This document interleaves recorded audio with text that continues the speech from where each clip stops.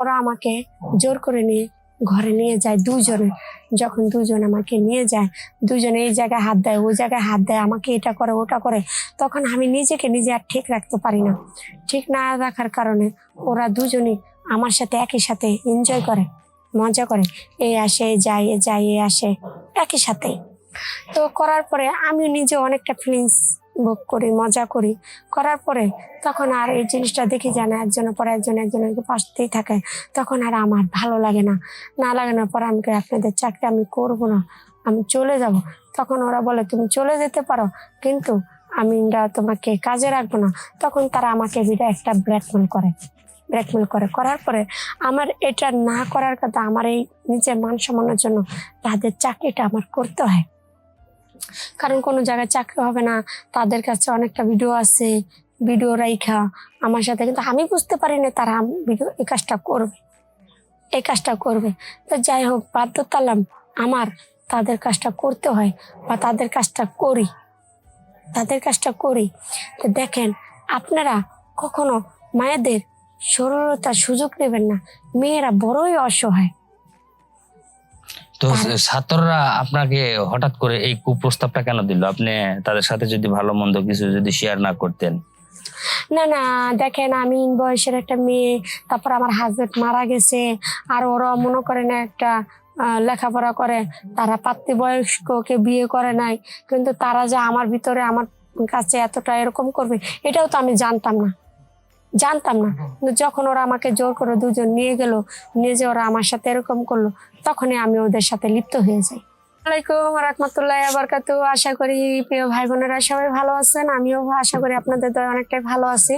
আমার কিছু জীবনের গল্প নিয়ে আপনাদের কাছে আসলাম, অবশ্যই শুনবেন আমার জীবনের গল্পটা। আমি খুব সাধারণ ঘরের একটা মেয়ে। তো আমার বিয়ে হয়, আমার হাজবেন্ড মারা যায়। তো মারা যাওয়ার পরে আমার তো কেউ নেই, বাবা মা নেই, কেউ নেই। তখন আমার একটা তো কর্মজীবন দরকার। তখন আমি চাকরি নিতে চাই, আমার চাকরিও হয় না।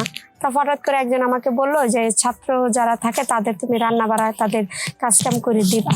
তো আমি তাদের কথায় রাজি হই, যেহেতু কাজকাম হয় না, নিজেরও পেট আছে, চলতে হবে। তো আমি সেই কাজটার ভিতরে যাই। তো বেশ কিছুদিন কাজটা আমার ভালোই চলে, আমি কাজটা করি, তাদের কাম কাজ সবকিছু করতে গেলে কিছুদিন দেখি এইজন আমাকে ইশারা দেয়, ওইজন আমাকে অন্য ধরে টান দেয়, ওই জায়গায় আমার হাত ধরে টান দেয়, বিষয়টা এরকম। তখন যদি আমি ওদের কথা না শুনি, তারা আমাকে কাজে রাখবে না, কাজ ছেড়ে দেবে। তো এতগুলা ছাত্র যদি আমার কাছে আসে, আমি কিভাবে কি করব?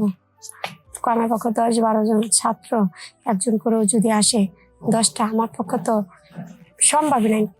তখন এই ছাত্রদের কথা যদি আমি না শুনি, তারা আমাকে কাজে নেবে না।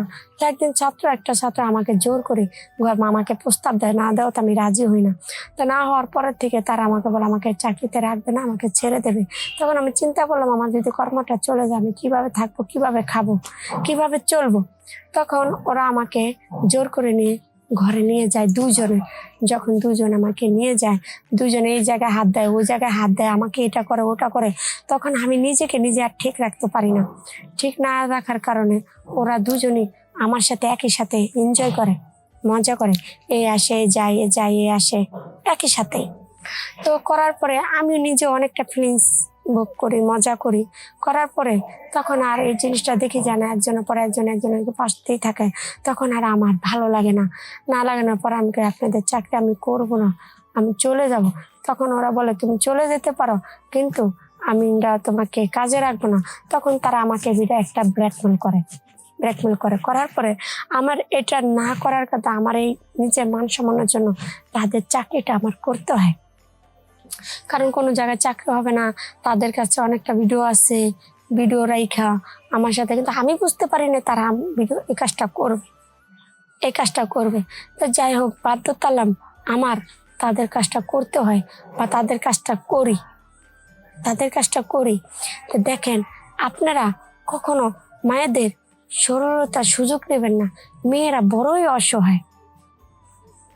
তো ছাত্ররা আপনাকে হঠাৎ করে এই কুপ্রস্তাবটা কেন দিল? আপনি তাদের সাথে যদি ভালো মন্দ কিছু যদি শেয়ার না করতেন।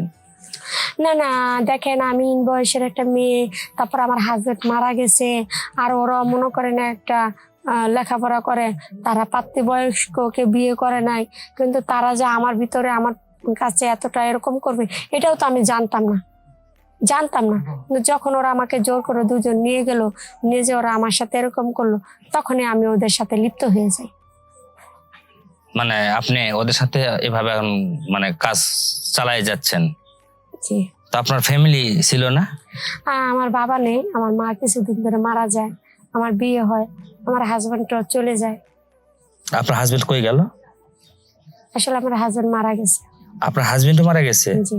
বিয়ের কতদিন পর মারা গেল? এই বছর 1-1.5 বছর পরে মারা গেছে। 1-1.5 বছর পর মারা যাওয়ার পরে আপনার কোনো সন্তান হয় নাই, কিন্তু না। আপনি পরের বাড়িতে যাই কাজ করলেন, জি। মানে ছাত্রদের বাড়িতে। জি। হ্যাঁ, তো মানে একা থাকতে আর ভালো লাগে না, এই জন্য আপনি তাদের কথায় রায় দিয়ে।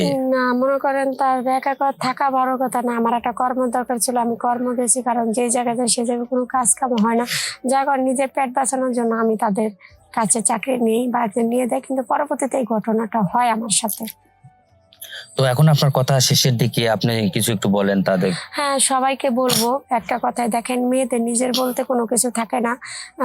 বাবা এটা কার বাড়ি, বাবার বাড়ি এটা কার বাড়ি, মেয়ের বাড়ি এই বাড়ি সেই বাড়ি, নিজের বলতে কোনো বাড়ি থাকে না।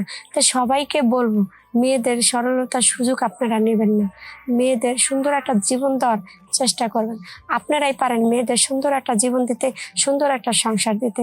সবাইকে বলবো, যাদের বউ আছে তারা কখনো বউতে অন্য জায়গায় যাবেন না, একটা স্ত্রীকে সুন্দর একটা ভালোবাসা দিয়ে, মহব্বত দিয়ে তাদের জীবনে, আপনাদের জীবনে বুকে জড়ায় রাখবেন, এটাই আপনাদের কাছে প্রত্যাশা। তো দর্শক, আসলে আপু অনেক কষ্টের মধ্যে দিয়ে অনেক কথা বললো, তার জীবনে অনেক কষ্ট, এই কারণে ছাত্রদের কাছে কাছে যায়, সে কাজ করলো। কাজ করার পরে ছাত্রদের অফারে সে রাজি না হলে ছাত্ররাও তাকে নাকি কাজে নেবে না। তো এখন বাধ্যতামূলক সে যায়, সরলতার সুযোগ নিয়ে তারা এই কাজটা করছে। তো আপুর জন্য একটু সবাই আপনারা একটু দয়া করবেন, আর যদি আপুর জন্য যদি দয়া হয় থাকে তাহলে অবশ্যই আপুর এই ভিডিওটি পুরোটা দেখবেন এবং শেয়ার করবেন, সবাই দেখার সুযোগ করে দিবেন। ধন্যবাদ।